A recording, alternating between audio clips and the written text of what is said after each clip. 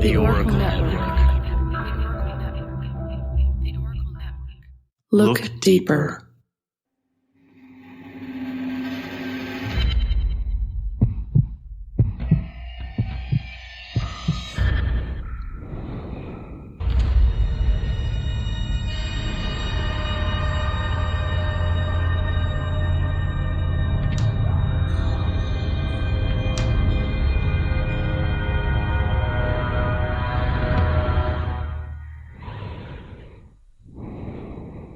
Welcome to Brew Crime. I'm Mike. And I'm Beck. And I'm Nina. All right, this episode we're going to have a special guest. It's going to be Jimmy Tobin, the author of Killed in Brazil, The Mysterious Death of Arturo Gatti. Hope you enjoy this episode. It's another book from HannibalBoxing.com, the true crime and boxing books that we did more recently. Before we start this episode, I wanted to point out that as of the recording of this episode, we are changing merch stores. We are moving over to TeePublic. So if you want to find our merch, you can go to teepublic.com and search Brew Crime Podcast, or go to our website and hit store, and we'll have links to that store. So I hope you check it out, and hope you'll buy some of our merch. Thank you very much. Enjoy the episode. We've got a special guest for this episode. We've got Jimmy Tobin. He writes for Hamilcar Productions, Hannibal Boxing Media, and we're going to talk about his fairly new book, Killed in Brazil, The Mysterious Death of Arturo Gatti.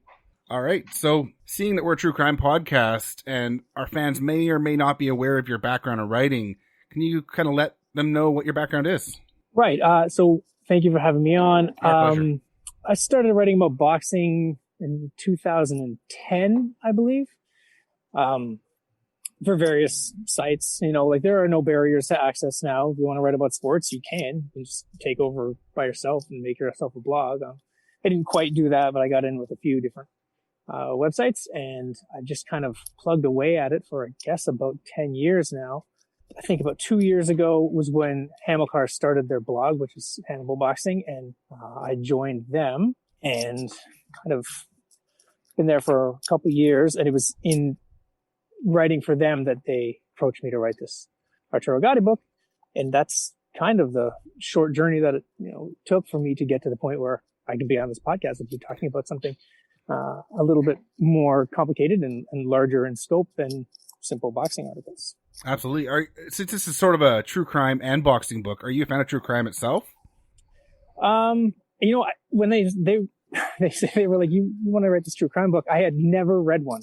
Oh, nice. Yeah. So I think what's kind of cool about this is I'm interested to see how you guys want to talk about it, because I really didn't know much about true crime. Now, it'll probably come up and where I got the idea for how to structure it and how to go about writing it, but I had never done it. And so, and I had never really read it. And so I wrote the first page, the first 700 words or something, and I sent it to Kyle Serafine at Hamilcar and was like, is this how it's supposed to be? And he's like, yeah, that's perfect. That's good. Go with that. So, okay. All right. I understand the tone. I got an idea of where we're going. So that's really, my introduction to true crime was 700 words that I thought were supposed to be true crime in nature. And that's it. That's kind of fun, because it's kind of how I've went about kind of creating podcasts or blogs in the past, is just take my idea, go do it. Don't really look at what other people are doing at first. And then later you can go and check what they're doing and see if you need to change things up, but kind of get your idea first. Yeah. You don't want to end up being too much like the people that you checked to see. You don't want to model too strongly your influences, because maybe it ends up not being what's yours. Yeah, exactly. You just you become a copy of them. Yeah. Where are you from? I know you're a fellow Canadian. I'm a fellow Canadian. I'm from Toronto. I'm nice. Wandering around it right now. There are more stars now since there was much less traffic for 5 months. It's kind of a nice walk. That's awesome. But I lived here for most of my life. I lived in Alberta for a year, but I'm 41 and I've lived here 40 years of it. Oh, wow. Yeah. Does that mean we have to beef because you're from? No. See, I think everyone's Mike beefing and I more have with had this the conversation because I'm from Ontario. Yeah. I'm from Ontario, and I had never heard of this Toronto versus Vancouver thing until like a year after I moved here. And I was just Yeah. like, I honestly have no idea what you're talking about. I have never heard of this. Yeah, I don't know that it's a real thing. It might be. I just kind of, it's one of those things we kind of perpetuate even without any evidence to support it, maybe. Or maybe there really is this kind of, deep-rooted competition. I don't know. I think there's a beef in a lot of sports fans because CBC would really push Toronto first on everything across the country. Oh, yeah. And that's why I think a lot of the country had the beef against Toronto. Okay. I can see that. It'd be Leafs, Blue Jays, and, maybe Argos, and then we'll get to everyone else. Mm-hmm. Yeah. I'm just generally happy to be here and included, so I'll go wherever you guys take me. I was very happy to move to Canada from Germany, so I'll go wherever. I'm pretty easy. You're welcome everywhere. That's yeah, exactly. Thank you. So what triggered you to become a writer? I mean, I had a friend of mine who was like, one day, he's like, you should, I don't know what I was doing to generate this idea in him, but he was like, you should try writing about boxing. Like I was on Twitter and I was tweeting about boxing or something. And he was like, hey, you should try writing about it. I was like, okay. And so I did a couple times and people liked it, but really like, I've always kind of been interested in writing and words. When I was a kid, like in grade 8, I won the Language Arts Award. Nice. I never really tried in school, but I won that award. I remember in grade 10, I went on a field trip to the museum and you were supposed to draw 5 objects and then simple grade 10 assignment, draw 5 objects and get some details about them underneath. And instead of drawing them, I described them. And so my assignment ended up being like 4,000 words. Oh my God. Yeah. And my teacher was like, dude, I'm not marking this. And I thought, okay, fine. But that's just how I wanted to do it. I was like, let me see if I can describe what this angle looks like or whatever. So I think, descriptive writing was something I was always kind of interested in. And I stayed with it. It's always kind of been around. And so when it came time to actually focus that onto something, well, I guess what I needed was the subject, right? And with boxing, I ended up with the subject and I stayed with it because I could just do whatever I wanted. There's no barriers to access there. So that's what I did. I mean, there's no real kind of journalism degree. I never pursued it in any way. I just kind of got in because you could and maybe stayed with it longer than most people did. Got to be driven. Yeah. I mean, I think there's something to be said for like having a thing for yourself, you do for yourself that brings you some joy, right? For just because you do it. It's for some people, I think that's probably playing an instrument.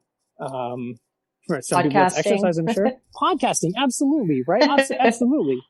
Like the proliferation of podcasts isn't about people trying to, strike it rich in the podcast game. No. It's like, no, for sure. You try making money in boxing writing. No, but I think it's just like a thing where you just enjoy the medium. And so you give yourself to the medium and podcasting is a more social version of that. I think writing about sports or whatever in some blog form is a little less social, but spirited in the same way. Absolutely. Did you ever box or like what brought you to boxing as a sport versus hockey?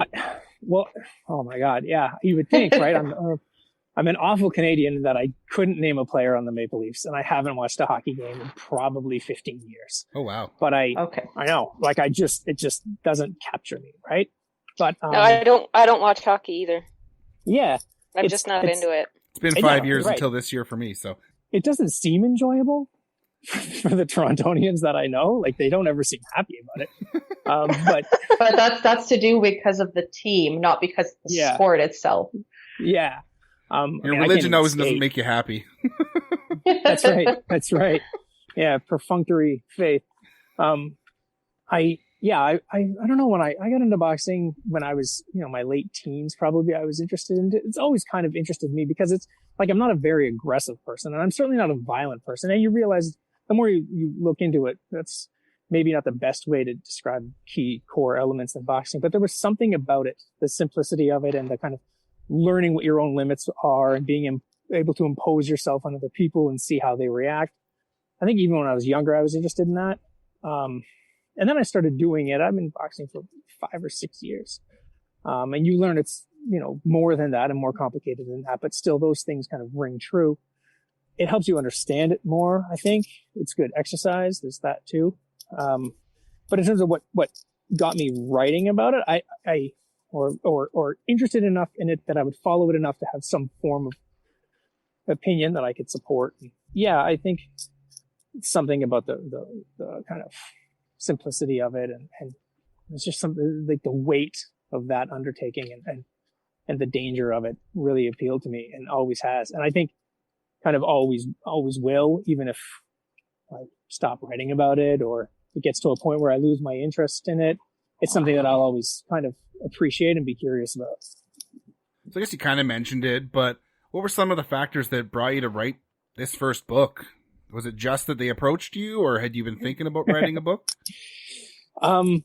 Yeah, when people ask me that, I always tell them, like, my thinking on it was that I always wanted to have written a book. Like to be able to say that it was done in the past and point to it at some moment and say, there it is. That's the thing that's done. I did it.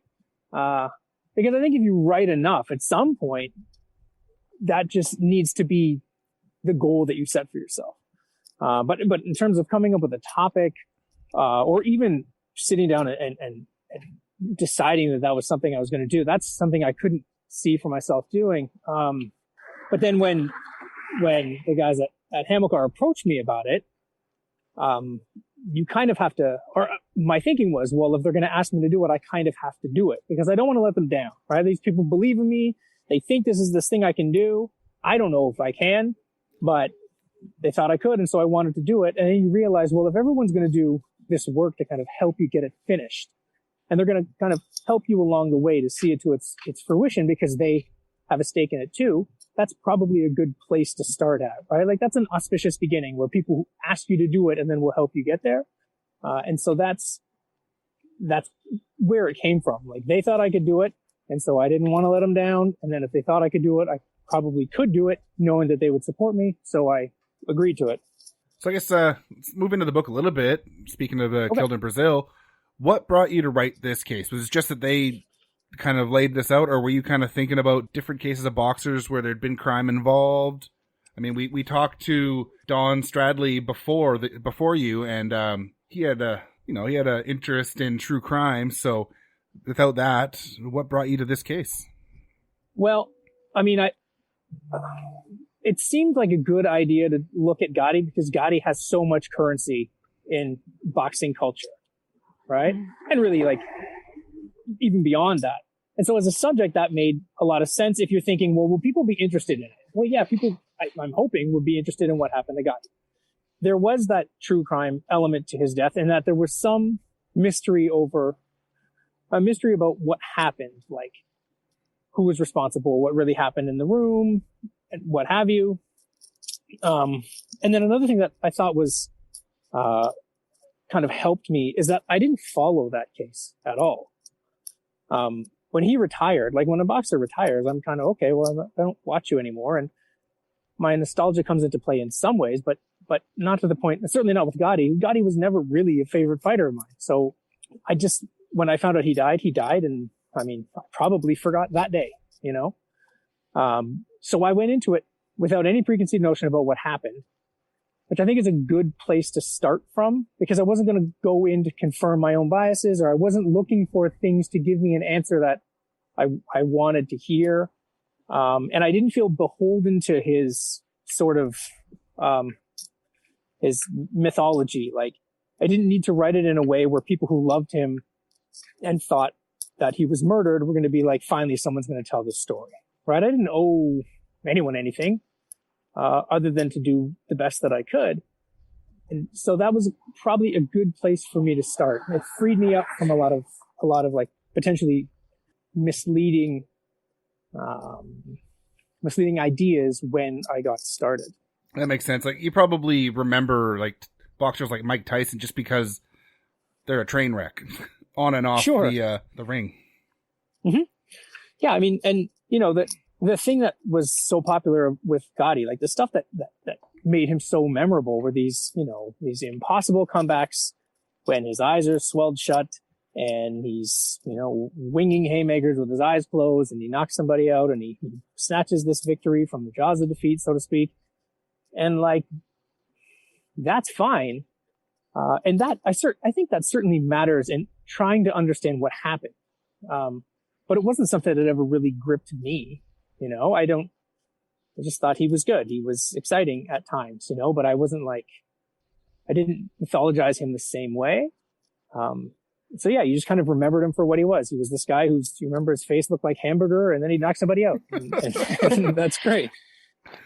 There's at one point in the book where you're talking about the comeback in like one of the last rounds, and I was like, ooh, TSN turning point. The chapter's almost over. Something's going to happen. Then it was, I think, 6th round knockout, if I'm remembering correctly. Yeah, I mean, there is this, like, fights can have this dramatic narrative, right? And we recognize it in other things. You can recognize it, you say TSN turning point, right? Because we can map this frame, this narrative onto any number of things, horse races, swimming, whatever, and it worked well for him because, I mean, what's more dramatic than two guys stripped half naked, punching each other in the head? So one of them can't do it anymore. So yeah, there's definitely that. And there's certainly some appeal, and you understand why he was as popular as he was, I think. You think about it that way. For sure. I guess, how hard was it to find the information for this book? It sounds like he was a popular boxer, but, there's always some cases that are huge. There's some boxers that are huge, and then sometimes it's like them, but... Yeah, so it was easy and impossible. It was easy.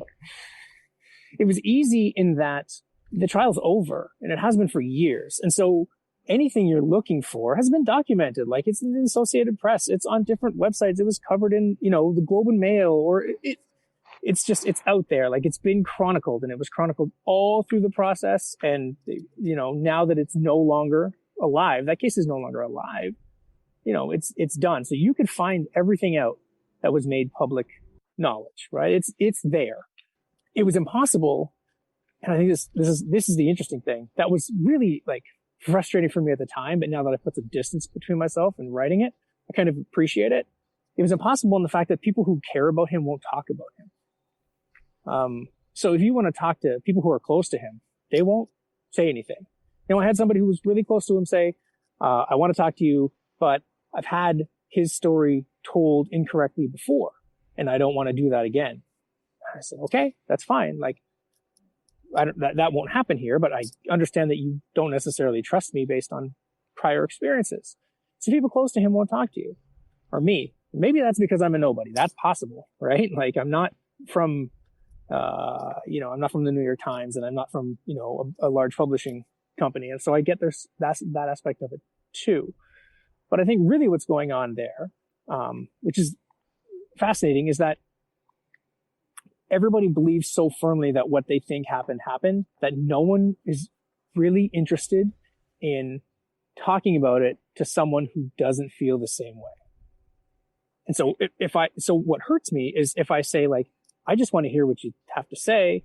I just want to add your story to the, book of evidence, so to speak. That's not good enough. Either he killed himself, or his wife killed him, or was involved in some way in murdering him. But if you don't say where you fall on that debate, then people on either extreme don't want to share their thoughts with you. Which is really interesting when you think about it, and you're done writing it, so you don't have to pull your hair out of the fact that nobody talked to you. But it adds an interesting kind of wrinkle to, like, figuring out what happened, right? And it was a really tumultuous relationship between him and his wife, too. So there's kinds of bad dynamics. That's right. And, and apparently it was. And then, she would downplay it, but that's it. There's so much going on there that, in a sense, I think it would be crazy I couldn't imagine doing more than just saying just sharing the ideas and information that's out there. But that's, you could understand why, like, Amanda didn't want to talk to me. I reached out to her through someone from Montreal, a journalist from Montreal who wrote a piece on her. And I said, hey, I just want to have as many voices in this as possible. And he wrote back and said, I spoke to her and she's just not interested in discussing it anymore. And I totally get that. Yeah. Totally understand that. But, you know, but what that does is it leaves these kind of things up to interpretation, right? And once you can do that, what you end up with is people interpreting it the way that best serves their understanding of what happened. And sometimes that also is leaving it open to people to interpret in a way that justifies, you know, how they feel about what happened. And I know that that kind of sounds like I'm saying like it let people like move to conclusions without all the evidence. That's not really what I want to say. But what I do think was happening there is like, and I get it, things that are so important to you, like if you can't make firm decisions on things that are that important to you, you know, like whether or not your family member was murdered by his wife, then like what can you take a stand on? You know, like it's hard to move past that. So I get why people didn't care to talk to me in some sense. And that's what made the research so impossible. But months away from it, I kind of think it adds a fun wrinkle and an element of mystery, which I think is kind of inherent in the true crime story, right? Yeah, I think sometimes like just with hearing so many he said, she said things, I don't know if anyone's ever going to have a genuine resolution on what they think that happened. Obviously, reading the book, not to give stuff away, but the whole under the stairs thing at the end, that's all I'm going to say about it. I was scratching my head. I'm like, ooh, explain this. But if that had gone to court, I don't know. How do you prove that, right? So, yeah, it's definitely difficult. And I don't know. I kind of like that, as you mentioned, the book just said what it is and what happened, and then you're kind of left at jumping or coming to your own conclusions. So, which is exactly what I did. Same here. Yeah. So what happened? In my opinion? Yeah, exactly. So I don't want to give too much away because obviously that's for the readers who are going to get the book. But I find it hard to base the case on the information the Brazilian police put together and how they handled the evidence. Obviously, something as simple as the purse strap, that's not going to hold someone up. So weird things like that, I wish would have gone into more detail and more investigation. So I think he was murdered. Was it her? Was she part of it? I think she was part of it. I think there was something. I mean, there's another report of a previous girlfriend who also had some like physical altercations with him. You know, I don't know if it was that Amanda had enough, and that night that assault happened where a mob got beat him, and you know, she had someone come help take care of her problem and then stage it. I don't know. Yeah. It's interesting, right? Because I don't think there's enough gathered to come to a genuine conclusion, but I definitely think more should have been done at the original crime scene and evidence logged and examined and all of that. So it's always hard with domestic abuse and someone's vulnerable at the time and everything. I could see it go either way. But I think like an X factor here as well is it's not just your average Joe Blow, right? This is a known person that this happened, and there's millions of dollars on the line here with the will. And was the will, you know, given proactively? Was it forced? And that adds an extra caveat to suspicion, I guess, on Amanda's part, right? Like, how does that just happen? And you're just after his money, and you know, that kind of thing, right? So I think that's definitely an additional factor that in your everyday case you're not going to see, right? So it's there. Yeah, there's a mystery there, and it's something that I don't think is ever going to really be solved in a way that satisfies anyone. Which kind of is, I mean, if that ends up being the I don't think this is true, but if that ends up being like his legacy, the mystery around his death, I mean, that's in a way that's too bad because, you know, there was more to him than that. But yeah, I think the more I talk to people who read it, the more I realize that people people's kind of opinion on what happened is pretty split, which makes me feel good because it means that I didn't try and lead anyone, Sure. even subconsciously.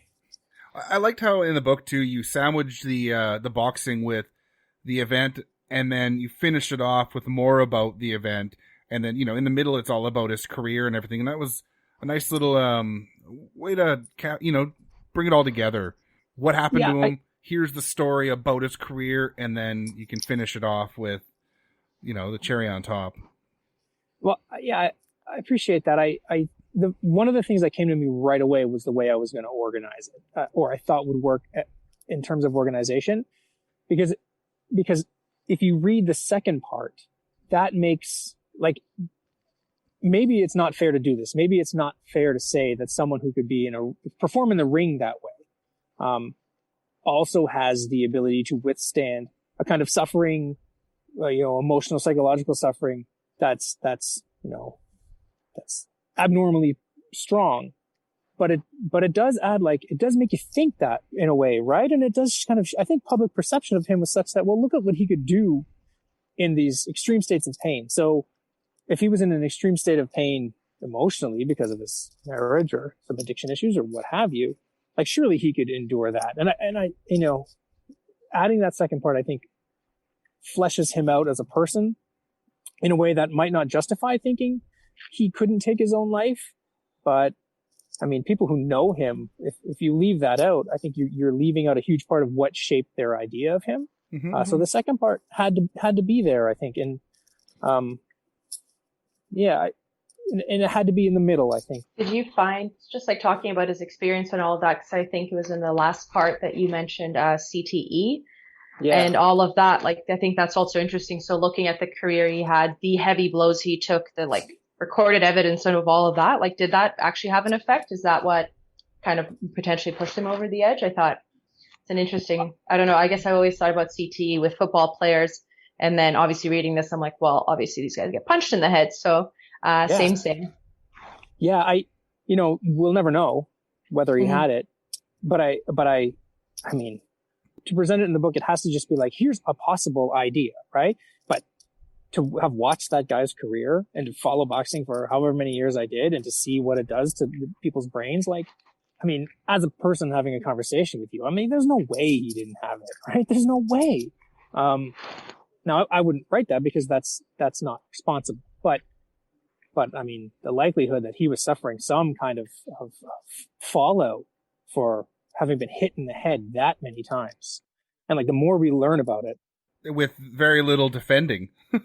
Oh, I mean, yeah, seriously. It's well, what's the price of being this iconic person, Well, that's part of the price of it. And we didn't even think about it back when Gatti was fighting. CTE in boxing is a relatively new thing, even in sports, right? Yeah. So yeah, I mean, I had to include that, and it's not even in terms of boxing; it's just looking at football. But if you make the extrapolation from well, this is happening to linebackers. Well, linebackers have helmets, and they have this many. Yeah, how hits could you not per make game. the connection? Yeah, and they have weapons on their shoulders, and yeah, and a football player, they bang their head, they get a concussion. There's a concussion protocol, and they leave. And a boxer, you get a concussion. Tim Bradley fought with a concussion for 10 rounds and won a fight. There's no coming out unless you want to lose and you quit. Yeah. Right. So these guys, Gatti was a perfect example of that. Now it would be fascinating to know whether or not he had it, get that evidence, right? We won't get it. And if we had it, it might change the story dramatically for a lot of people. It's just one more element of mystery or one more thing we need to consider, when trying to make sense of something that remains mysterious. Absolutely. I think it also came up in the Aaron Hernandez case, right? So absolutely. After he committed suicide, and then I think his brain was given for the study, and they confirmed they had it. So then you're kind of linking, well, he had this aggressive behavior, but he's a nice guy, but there's this abuse, but then there's this, and there's so much flipping and flopping. It'd be interesting if you could have that confirmation. I mean, I don't know how much that would change based on the finding, but definitely would be an interesting case. I think it's an unfortunate part about a lot of sports, baseball's not one of them, but when you're talking about hockey and football, boxing, all these, sports where you idolize the warrior, like that just tries to get back up and keep playing or keep boxing. I mean, hockey players would just get destroyed in a huge check and get right back up and want to get out there, right? Yeah. And we've always idolized that, and it's now you realize there is some problems with that too. Yeah, I mean, and if you look at boxing, like there aren't many happy endings in boxing. No. You know, the greatest fighters we have, they don't end happily. No. You know, those stories don't end well. And why do they not end well? Because there is a price to be paid for suffering that kind of trauma to your head. And Gatti was like a signature guy for that. Mm-hmm. You know, I mean, and his life was unraveling when from his, like, almost immediately after he retired. So, you know, you see this kind of, he just fit into a pattern already. The pattern was already there. Boxers don't do well in retirement. Mm-hmm. They don't take care of their money properly, and they lose their motor skills from the trauma to their brains, and they lose their mental health. And this is all, we see it all the time. That's why it's like the coolest sport and the hardest game, right? It doesn't end well. And he was an example of that now. But then people will come back and say, well, maybe he was an example of that, and it would have gone differently had he not been murdered. You know, but it's one of those live fast, die hard, right? Oh, absolutely. Yeah, absolutely. Was there a detail that in this case that you found that really surprised you or stumped you? I don't know. I thought, you know, the thing that kind of stuck with me was the cab ride from when he was at the restaurant to his hotel room at the resort. I mean, the cabbies, like, he got out and the entire back of the entire headrest of the car is covered in blood, right? Because he's been hit by a bike and rocks and jumped by a mob, right? And I always thought, like, so I wondered then, you know, he's drunk and that's happened to him. And then, then you start to think, like, well, what kind of state was he in then? Right? Like, what did that do to his mindset or his mentality or what he was interested in doing, given that his head had been, you know, bashed in already, right? Like, how is that a force multiplier for a bad decision? Or a rash decision, or is that a force multiplier for greater violence for a person who, in moments when he is hurt, is excellent at responding in kind? Like, did that, you know, how did that play into what he did when he got back to the room? And so what happened in that room? It's something I thought worth considering once we got the confirmation that indeed he was jumped by this mob, and the cabbie was like, his head was, you know, bleeding everywhere. You got to wonder what happened when he walked into that room, you know? Maybe it was the cab driver who killed him. Plot twist. He's like, this guy's rich. He's wasted. This is his hotel room. I've solved the case. Twist. Goodbye, guys. Yeah. No. But I don't know. I think there's so many things that lead to the decisions that we make, right? Like that cab driver, seeing the state he was in, should have taken him to the hospital. Mm-hmm. Yeah. Right? I don't know. I think there's many factors to consider in all of that. Yeah. Yeah. I mean, I know so many things could have gone differently, right? In a night like that. That night was madness. And so you got to think how many little decisions here or there could have changed things dramatically. Yeah. But then, you know, he's a boxer, and how many times, if this cabbie was a boxing fan, could just know that he looked like that every time he got out of the ring. Yeah. Or he's a boxer and he was like, I'm going to take you to the hospital. And he's like, I'm going to kick the shit out of you trying to take me to the hospital. They might tell me I can't box. Yeah, exactly. So, you know, but what's interesting here is, like, here what we're doing is we're taking these things that we know that happened, and trying to kind of make sense of them in a way that makes the outcome make more sense, right? And that's, I think, what everybody was doing with it, and that's where you get these massive disagreements of what happened. It's like a choose your own adventure novel. Like, I'm going to go to page 63 and you're going to go to page 41 from the same point, and then the story unfolds completely different for us, right? Even though the end result is the same, but not really the same because we're not sure what happened. Absolutely. I don't know. I think there's so many interesting events. Like, I don't know, if I remember correctly, like that they both had contacted divorce attorneys before, and then he magically dies. And obviously now she's after his money. Like, that can fuel that train of thought. But, she had $300,000 transferred to an account that she had access to because they were going on vacation. It's like, it's $300,000 to go on vacation. I'd love to try that. I'd love to try that. Yeah, that would be great. But yeah, in Brazil, right? Like, yeah, it's a little fishy. Absolutely. Well, I saw in the special thanks that you interviewed, is it Kathy Duva? She's a boxing promoter and CEO of Main Events Boxing Promotion. Yeah. What was it like talking to someone who is obviously has a big connection to the boxing world? Well, I mean, she's really sweet. And she was really giving of her time, which I appreciated at a time when no one would talk to me. And in fact, she gave me people to talk to that could help me, and they turned me down, which is also okay. Now, things to consider is like when you're talking to a promoter, like you're talking to a promoter, right? This isn't, so you need to be kind of wary of things that they say. But I'm not going to say that she wasn't being forthcoming. And she shared things that were actually quite interesting, right? So her perspective on it was way more balanced than I anticipated.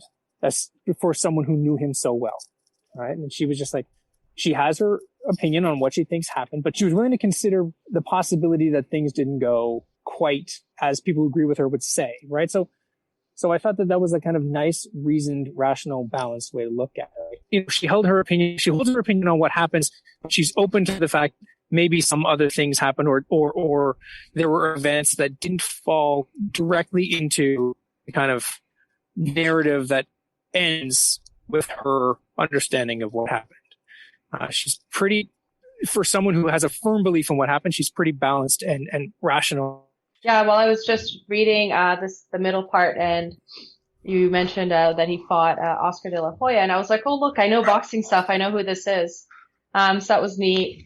And I guess the only other question kind of I had, I know we've covered quite a bit. I don't know if you spoke to anyone in the Brazilian police. I'm going to assume maybe not. But it was interesting when you spoke about the autopsy and why they would have only done a partial one versus a full one, given all the information that was there and what the stakes were with the case. You want to talk about autopsies? Yeah, that's weird, right? Why did they do a partial one in the beginning instead of a full one? If you were trying to like really understand what happened, is one of those things that is suspicious, I think, and will always be suspicious. Because if you want the most information possible with which to make it kind of to decide what happened or to determine where to go with it, then you need to do the full one. And the partial one is like, it may have been an entirely, I mean, the reason for it might be justifiable in the eyes of the, Brazilian authorities, but it leaves open this mystery that isn't going to go away ever, because now it's too late to have back that first version, right? It's gone. Where my conspiracy brain went was, she had an in with the Brazilian police and, just scurry away with the evidence, kind of mess it up a little bit, and woohoo, suicide. Okay, bye. So I found it interesting because it doesn't make sense, especially someone who is famous, who is recognizable. As I mentioned before, like, we're talking money here. Like, there's definitely going to be some answers, and there's a foreigner in your country at the end of the day also who died, right, under suspicious circumstances, right? So it's just interesting that they, from what I understand, just half-assed it. Yeah, and like a relatively famous person at the same time, right? Like you have to, you would think that you would want to show yourself as effective as possible in dealing with a case like that, because it's going to garner more attention than anything. And there were rumblings of, Brazilian police corruption. Well, the chance for you to kind of downplay those, even if you were corrupt, would be to take this high profile case and show everything on the up and up. Yeah, right. Sure. That makes the most sense. They would probably tell you that's what happened, and yet people are still asking questions about it and wondering about it however many years later. Right. Absolutely. Yeah, it's interesting. It definitely leaves a lot of space for reasonable doubt. Yeah. And I think what's kind of interesting about this is, like, because true crime is something that you're interested in. So, like, your take on these things, I find really interesting. It's not something that I would have thought about, because my idea was like lay out all the information, but because of the way that maybe reading true crime and being interested in true crime has conditioned you to look at stuff like that, you have these kind of moments of skepticism that I wouldn't give, like, personally, I wouldn't be as skeptical of, maybe because I haven't developed those skills, and being a person who reads true crime and is interested in it, which I think makes for like is actually really helpful for me. It helps me make better sense of the mystery that I tried to lay out, but didn't treat so much as a detective, so much as like someone just trying to provide evidence for people to make up their own decisions. So do you have any plans for a sequel, another book? Right now, no, I don't think so. I mean, there's one I'm mulling, but I don't know. You have to be in the right place to write a book, I'm realizing. And so, I don't know that I'm in the place to write it yet. I'm definitely like, you never want to just do one, right? Because in doing one, you realize all the things you would do better were you to do another one. And so I don't want this one to be the last one I do, because I want to be able to use what I learned. But I don't know if I'm going to do one yet. There was a massive relief to get it done. Like, it was a lot of work, and there's, this immense vulnerability in writing something like that and then putting it out into the world. And so, now that I've done that, I think I'll definitely go back to it. But maybe I'll work on interview skills in the meantime, or, I'm writing some longer pieces to kind of, like make me better at it. And then I'll do it again for sure. You're going to go hit the gym for a while, get a little more training before you get back in the ring? Yeah, and try not to get hit in the head too much to make sure that I can do a pretty good job of it before I get around to it. Yeah, absolutely. Well, I guess where can people buy the book then? Where can they find it? So for Canadians like us, you can get it at Chapters. You can get it on Amazon, Barnes & Noble. If you go to the Hannibal boxing website or the Hamilcar boxing website, there are links to it. Pretty much wherever you can find books, I think it's available. So yeah, it's there. I think it's, it's a quick read, but it's kind of interesting. And for people who are interested in boxing, or I hope people who like true crime will find it rewarding. Yeah, I found it interesting because I don't know a lot about boxing. I know about De La Hoya, and I know, there's Evander Holyfield, I think it was. Like, a couple names that just, they kind of transcended the sport, but I don't know a lot about the actual ins and outs of the sport. So it's kind of neat to delve a little bit into that and learn a little bit more about the sport, but also still have sort of the crime aspect and everything. It's a nice little marriage of two different things. Yeah, something familiar and something new. Exactly. Yeah. I definitely took the approach of judging everything, of like, if I was on the jury of this case, and I just kept taking notes of like, why this? Why half autopsy? Where was the purse? Who had the strap? Where are the stairs? So I was pretty engaged, just because, I don't know, I love the mystery of it. Yeah. I mean, obviously I wish that there was a solution and an end, but it's kind of nice to have that who knows? And yeah, so I definitely enjoy that. Yeah, and I think that's why I in the end I refrained from saying what I think happened through the whole thing. I didn't want to give people my answer. It's just a story for you to make up your mind on, and maybe that was the way to leave it, I think, in the end. Absolutely. And then, hey, if some new information comes up, you can maybe do a second edition. Sure. Yeah. I mean, could you imagine? It's interesting that I think it's kind of been left alone at this point. Yeah. I think people have just gone as far with it as they can. But that doesn't mean that we're any closer to knowing. No, absolutely. All right. Well, thank you so much for joining us. This has been great. Oh, it's my pleasure. I'm honored that anyone would want to talk about it with me. Seriously. Seriously. It means a lot, and I'm sorry for the technical difficulties and running around my neighborhood. Yeah, no worries. But thank you for allotting some time to talk to me about it, and thank you for reading it. It means a lot. It really does. Like, you put a lot into these things, and when people kind of validate your work, it means a lot. I've said that many times now because the words kind of escape me, but I appreciate it very much. Well, I've never written a book, but when we write a case, 2 cases a month and everything, and you get responses back from the listeners, it's great, right? So I can totally understand that. Yeah. So thank you again. All right. Well, thanks for joining us, and go and enjoy the rest of your night. I know it's pretty late there. Oh, that's okay. Thank you very much. You do the same. All right. Thanks. Bye. A lot. Bye. Bye, everybody. Thank you so much. Thanks for listening. I hope you enjoyed this episode. Hopefully you'll pick up the book. You can find us on all social medias at Brew Crime. If you want to email us, hit us up at brewcrime at pacificbeerchat.com. Shout out to our Patreon supporters. If you want to support us on Patreon, you can go to patreon.com/brewcrime, and the money goes towards making the show better, upgrading our equipment, and also gets you early access to episodes ad-free and gets you one bonus episode a month. So shout out to our Patreon supporters.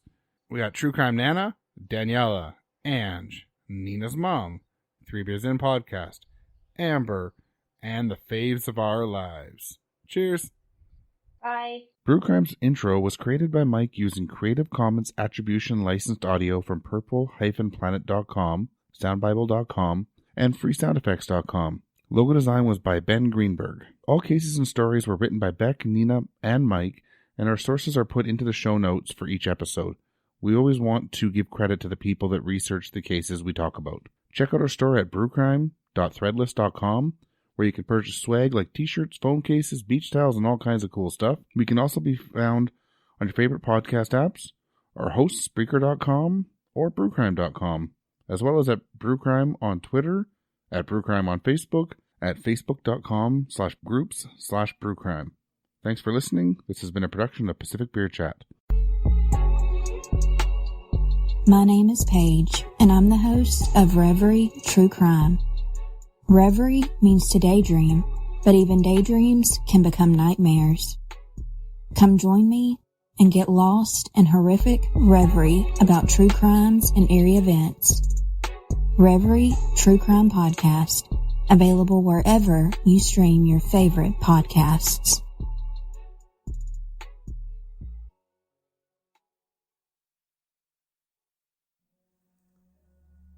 I'm Dan, I'm Elaine. and we host the Sublime True Crime podcast.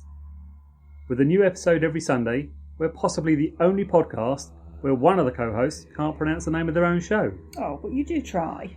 Yes, I wonder who that could be. We concentrate on UK crimes of all kinds: murder, rape, serial killers. We've even covered the world's largest mugging recently, though my favourite is still a Hatton Garden heist. Mine too. That was a good episode. We predominantly cover solved cases. The first episode is the exception so far, and my excuse is that we were finding our feet. Is that the one where you didn't realise it was unsolved until you'd written most of the episode, and then didn't want to waste it? Maybe? We started recording in January 2020 and have released an episode every week, so there's a back catalogue there to binge. We'd love for you to come and listen to us. Just search for Sublime True Crime on any good podcast provider. Click subscribe and listen to the back catalogue of existing episodes. We do hope that you will join us soon. Until then, goodbye. Goodbye. It's a little warm here, Good. but good. That's good. Warm is good. I think fall is coming for us. Winter is coming. Yeah, no kidding. No kidding. It's not what we want It's this too year. bad. No, as much outside as possible, I think, after Yeah. the spring that we had. What can you do? Yeah, exactly. Comes every year, whether you want it or not. Yeah, it looks like fire season just hit BC, so Oh, yeah? yeah, there's some big ones just started. She had her pin, but she won't. So, doggy Oh, and... We're losing you a bit here. Oh, sorry. Oh, there you are again. Okay. There we go. How do we get out of here? I think maybe just close the app. I'm not sure on yours. Yeah. Okay. Bye-bye. Bye. Let me stop that. Okay, thanks for listening. Bye. No. Now, thanks,